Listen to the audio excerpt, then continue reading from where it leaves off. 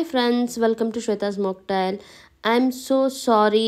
ಹಬ್ಬದ ದಿನ ನಾನು ದೇವರನ್ನ ಹೇಗೆಲ್ಲ ರೆಡಿ ಮಾಡಿದೆ, ಏನೆಲ್ಲ ಮಾಡಿದ್ವಿ ಅನ್ನೋದನ್ನ ವಿಡಿಯೋ ಮಾಡೋಕ್ಕೆ ಆಗಲಿಲ್ಲ.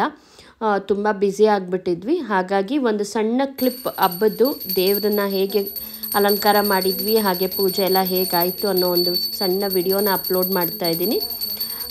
ನೋಡಿ ಹೇಗಿತ್ತು ಅಂತ ಕಮೆಂಟ್ ಮುಖಾಂತರ ತಿಳಿಸಿ.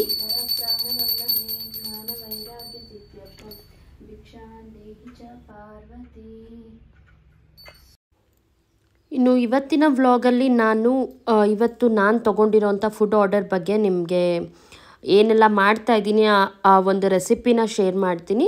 ಸೊ ಇವತ್ತಿನ ಫುಡ್ ಆರ್ಡರ್ನ ಸ್ಪೆಷಲ್ ಬಂದು ಒಬ್ಬಟ್ಟು. ಒಬ್ಬಟ್ಟಲ್ಲಿ ವೆರೈಟಿ ಏನಂದರೆ ಪೈನಾಪಲ್ ಒಬ್ಬಟ್ಟು ಮಾಡಿದ್ದೀನಿ.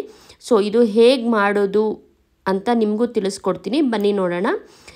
ನಾನು ಈ ಹೂರ್ಣನ ನಾನು ರಾತ್ರಿನೇ ರೆಡಿ ಮಾಡಿ ಇಟ್ಕೊಂಡಿದ್ದೆ. ಸೊ ಅದು ಹೇಗೆಲ್ಲ ರೆಡಿ ಮಾಡಿದೆ ಬನ್ನಿ ನೋಡೋಣ. ಸೊ ಮೊದಲಿಗೆ ಪೈನಾಪಲ್ನ ತೊಗೊಂಡು ಈ ರೀತಿ ಒಟ್ಟನ್ನೆಲ್ಲ ನೀಟಾಗಿ ತೆಗೆದು ಕ್ಲೀನ್ ಮಾಡಿ ಸಣ್ಣ ಸಣ್ಣ ಪೀಸಸ್ ಆಗಿ ಮಾಡಿಟ್ಕೊಂಡಿದ್ದೆ. ಸೊ ಇದು ನಾನು ವರಲಕ್ಷ್ಮಿ ಹಬ್ಬಕ್ಕೆ ಬೆಳೆಸಿದಂಥ ಪೈನಾಪಲ್. ನನಗೆ ಈ ವೀಕ್ ಆರ್ಡರ್ ಇದೆ ಅಂತ ಗೊತ್ತಿತ್ತಲ್ವ, ಸೊ ಹಾಗಾಗಿ ನಾನು ವೇಸ್ಟ್ ಮಾಡಿದೆ, ಆ ಪೈನಾಪಲ್ನ ಎತ್ತಿಟ್ಟಿದ್ದೆ. ನೋಡಿ, ಪೈನಾಪಲಲ್ಲಿ ಒಬ್ಬಟ್ಟಿಗೆ ನೀವು ಈ ಸ್ಮಾಲ್ ಬ್ಲ್ಯಾಕ್ ಡಾಟ್ಸ್ ಏನು ಬರುತ್ತಲ್ಲ ಅದನ್ನು ನೀಟಾಗಿ ರಿಮೂವ್ ಮಾಡಿಕೊಂಡ್ರೆ ನಾಲ್ಗೆ ಚುಚ್ಚೋದು ಈ ಥರ ಆಗುತ್ತಲ್ಲ ಪೈನಾಪಲ್ ತಿಂದರೆ ಒಬ್ಬೊಬ್ಬರಿಗೆ, ಅದು ಆಗೋದಿಲ್ಲ. ನೋಡಿ, ಈ ಬ್ಲ್ಯಾಕ್ ಸ್ಪಾಟ್ಸ್ ಏನಿದೆ ಇದೆಲ್ಲ ನೀಟಾಗಿ ತೆಗೆದಿಟ್ಕೊಂಡ್ರೆ ನಮಗೆ ನಾಲ್ಗೆ ಚುಚ್ಚೋದು, ನಾಲ್ಗೆ ಉರಿಯೋದು ಆ ಥರದ್ದನ್ನು ಆ ಪ್ರಾಬ್ಲಮ್ ಆಗೋದಿಲ್ಲ. ನಮ್ಮ ಮನೆಯವರು ನೀಟಾಗಿ ಅದೆಲ್ಲ ತೆಗೆದು ಕ್ಲೀನಾಗಿ ಪೀಸಸ್ ಮಾಡಿ ಕಟ್ ಮಾಡಿಕೊಟ್ರು.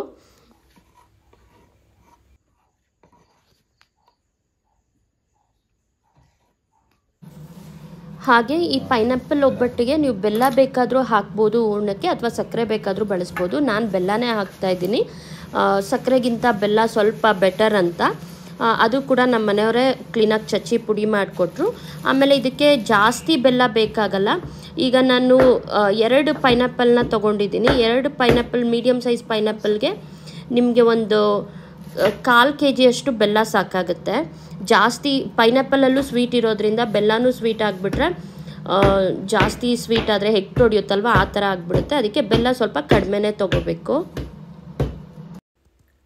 ಇನ್ನು ಪೈನಾಪಲ್ ಪೀಸಸ್ ಏನು ಮಾಡ್ಕೊಂಡಿದ್ವಲ್ಲ ಅದನ್ನು ಮಿಕ್ಸಿ ಜಾರ್ಗೆ ಹಾಕ್ಕೊಂಡು ಯಾವುದೇ ನೀರು ಬೆರೆಸ್ದೇ ಹಾಗೆ ಮಿಕ್ಸಿ ಮಾಡ್ಕೋಬೇಕು. ಮತ್ತು ತುಂಬ ಪೇಸ್ಟ್ ಥರ ಮಾಡ್ಕೋಬಾರ್ದು, ನೀರು ಆಗಿಬಿಡುತ್ತೆ. ಸ್ವಲ್ಪ ತರಿ ತರಿ ಒಂದು 2 ರೌಂಡ್ 3 ರೌಂಡ್ ತಿರುಗಿಸಿದ್ರೆ ಸಾಕಾಗುತ್ತೆ. ನೋಡಿ, ಈ ರೀತಿ ಮಾಡ್ಕೊಂಡ್ಮೇಲೆ ಅದನ್ನು ಒಂದು ಅಂದರೆ ಜಾಲರದಲ್ಲಿ ಸೋರಿಸ್ಕೊಂಡ್ರೆ ಅದರಲ್ಲಿರೋ ನೀರಿನ ಅಂಶ ತೆಗೆದಾಗ ನಿಮಗೆ ಹೂರ್ಣ ಗಟ್ಟಿಯಾಗಿ ಹದವಾಗಿ ಬರುತ್ತೆ. ನೀರಿದ್ದಷ್ಟು ನೀವು ತುಂಬ ಹೊತ್ತು ಕುದಿಸ್ಬೇಕಾಗುತ್ತೆ. ಸೊ ಹಾಗಾಗಿ ನಾನು ಜ್ಯೂಸನ್ನ ಸೋರಿಸ್ಕೊಳ್ತಾ ಇದ್ದೀನಿ. ಸೋರಿಸ್ಕೊಂಡಿದ್ದ ನಂತರ ಒಂದು ದಪ್ಪ ಪಾತ್ರೆಯಲ್ಲಿ ಹಾಕಿ ಅದನ್ನು ಕುದಿಲಿಕ್ಕೆ ಇಟ್ಟಿದ್ದೀನಿ. ಅಂದರೆ ಅದರಲ್ಲಿ ಇನ್ನೂ ನೀರಿನ ಅಂಶ ಇರುತ್ತೆ, ಸೊ ಅದೆಲ್ಲ ನೀಟಾಗಿ ಹೀರ್ಕೋಬೇಕು. ಅದುವರೆಗೂ ಈ ಥರ ಕೈ ಆಡಿಸ್ತಾ ನಾವು ಕುದಿಸ್ಕೋಬೇಕು ಪೈನಾಪಲ್ ಪೇಸ್ಟ್ನ.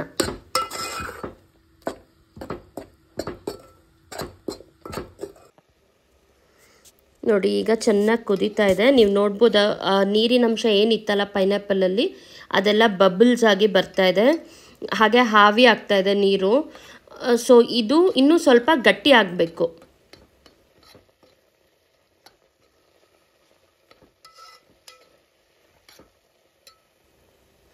ಈಗ ಕಂಪ್ಲೀಟಾಗಿ ನೀರೆಲ್ಲ ಹಾವಿಯಾಗಿ ಗಟ್ಟಿ ಆದಮೇಲೆ ಬೆಲ್ಲ ಮತ್ತು ಒಂದು 3 ಟೇಬಲ್ ಸ್ಪೂನಷ್ಟು ಕೊಬ್ಬರಿ ತುರಿನ ಬೆರೆಸ್ಕೊಂಡು ಚೆನ್ನಾಗಿ ಮಿಕ್ಸ್ ಮಾಡ್ತಾಯಿದ್ದೀನಿ. ಬೆಲ್ಲ ಕೂಡ ಸ್ವಲ್ಪ ಪೀಸಸ್ ಥರ ಇರೋದ್ರಿಂದ ಇದು ಮತ್ತೆ ನೀರು ಬಿಟ್ಕೊಳ್ಳುತ್ತೆ. ಅದು ಮತ್ತೆ ಗಟ್ಟಿ ಆಗೋವರೆಗೂ ನಾವು ಕೈ ಆಡಿಸ್ತಾನೆ ಇರಬೇಕು.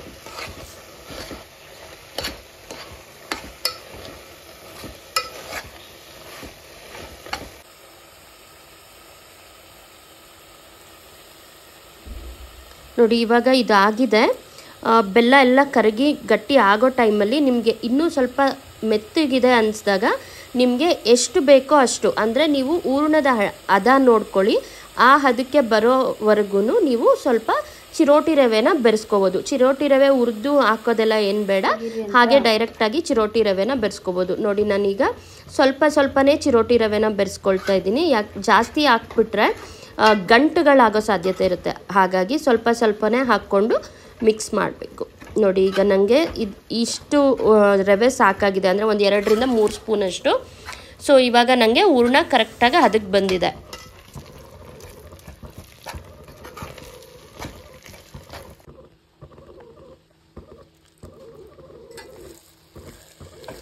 ನೋಡಿ ಈಗ ಹೂರ್ಣ ಕರೆಕ್ಟಾಗಿ ಅದಕ್ಕೆ ಬಂದಮೇಲೆ ನಾನು ಸ್ಟವ್ನ ಆಫ್ ಮಾಡಿ ಇದನ್ನು ನೀವು ಹಾಗೆ ಒಂದು ಬಾಕ್ಸಲ್ಲಿ ಹಾಕಿ ಆಚೆನೇ ಬೇಕಾದರೂ ಇಡ್ಬೋದು, ಅಥವಾ ತುಂಬ ಮೆತ್ತಗಿದೆ ಅನಿಸಿದ್ರೆ ನೀವು ಫ್ರಿಜ್ಜಲ್ಲಿ ಇಟ್ಟರೆ ಅದು ನೀವು ಬೆಳಗ್ಗೆ ಒಬ್ಬಟ್ಟು ಸುಡೋ ಟೈಮಿಗೆ ತಕ್ಕೊಂಡ್ರೆ ಸ್ವಲ್ಪ ಗಟ್ಟಿಯಾಗಿರುತ್ತೆ.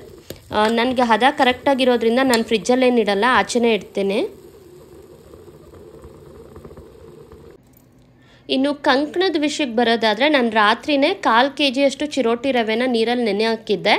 ಬೆಳಗ್ಗೆ ಅದನ್ನು 1/4 kg ಮೈದಾ ಜೊತೆ ಚೆನ್ನಾಗಿ ಮಿಕ್ಸ್ ಮಾಡಿ ಸ್ವಲ್ಪ ಒಂದು 2 ಸ್ಪೂನಷ್ಟು ಎಣ್ಣೆಯಲ್ಲಿ ನೆನೆ ಇಡ್ತಾ ಇದ್ದೀನಿ.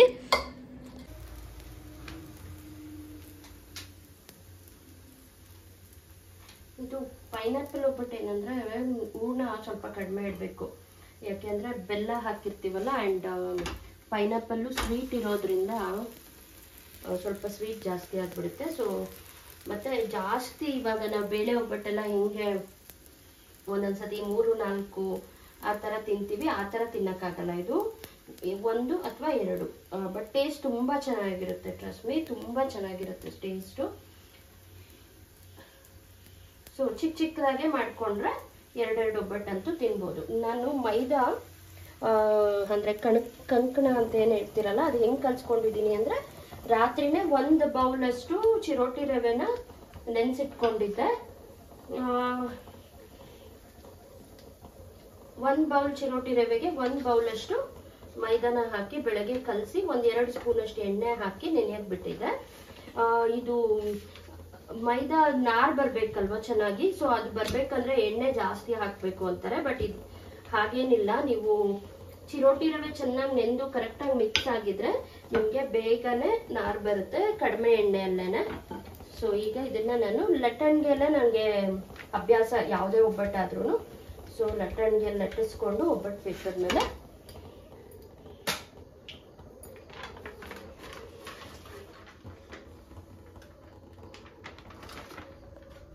ಸುಡೋ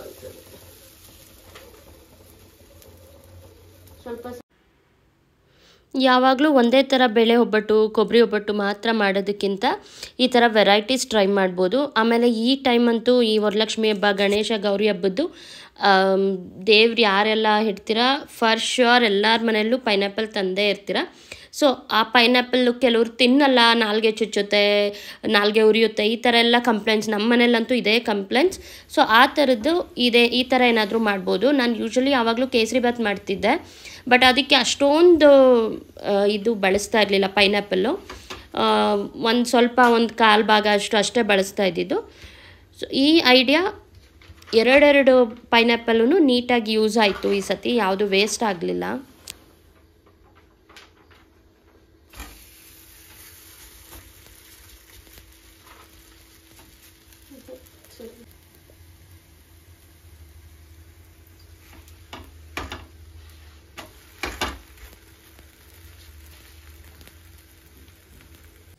ಸೊ ಈಗ ಒಬ್ಬಟ್ಟೆಲ್ಲ ಸುಟ್ಟಿದ್ದಾಯಿತು, ಹಾಗೆ ನೀಟಾಗಿ ಪ್ಯಾಕ್ ಮಾಡಿ ಅದನ್ನು ಬಾಕ್ಸಿಗೆ ಹಾಕಿದ್ದು ಆಯಿತು.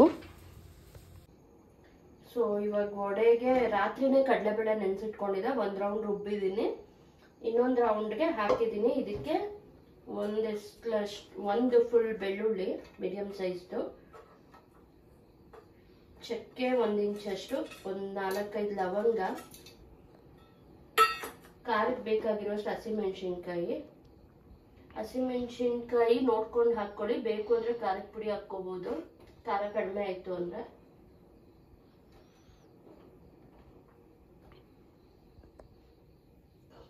ಒಂದು ಇಂಚಷ್ಟು ಶುಂಠಿ. ಸೊ ಇವಾಗ ಇದಿಷ್ಟನ್ನು ಹಾಕಿ ಮಿಕ್ಸಿಗೆ ಹಾಕ್ಕೊಳ್ಳೋದು.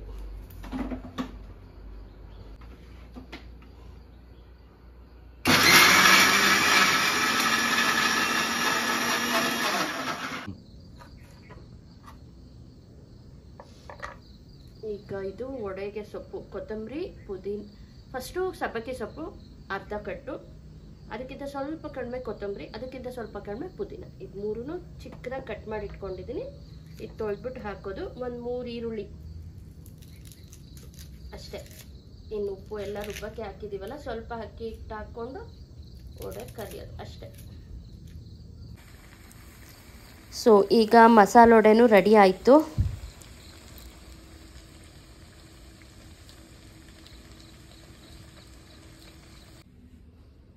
ಸೊ ಇವತ್ತಿನ ಆರ್ಡರ್ ರೆಡಿಯಾಗಿದೆ. ಚಿತ್ರಾನ್ನ, ಒಬ್ಬಟ್ಟು, ಪೈನಾಪಲ್ ಒಬ್ಬಟ್ಟು, ಮಸಾಲೆ ವಡೆ, ಚಟ್ನಿ. ಸೊ ಇದಿಷ್ಟು 25 ಜನಕ್ಕಾಗಷ್ಟು. ನಿಮಗೆಲ್ಲ ಯಾರಿಗಾದರೂ ಆರ್ಡರ್ ಕೊಡಬೇಕು ಅಂತಿದ್ರೆ ಡಿಸ್ಕ್ರಿಪ್ಷನಲ್ಲಿ ನನ್ನ ನಂಬರ್ ಮೆನ್ಷನ್ ಮಾಡಿರ್ತೀನಿ, ಫೋನ್ ಮಾಡಿ. ನಿಮಗೆ ಈ ರೆಸಿಪಿ ನಾನು ಏನು ಅಪ್ಲೋಡ್ ಮಾಡ್ತಾಯಿದ್ದೀನಿ ಅದರಲ್ಲಿ ಯಾವುದೇ ಡೌಟ್ ಇದ್ರೂ ನೀವು ವಾಟ್ಸಪ್ ಮಾಡ್ಬೋದು ಅಥವಾ ಮೆಸೇಜ್ ಮಾಡ್ಬೋದು. Thank you, bye.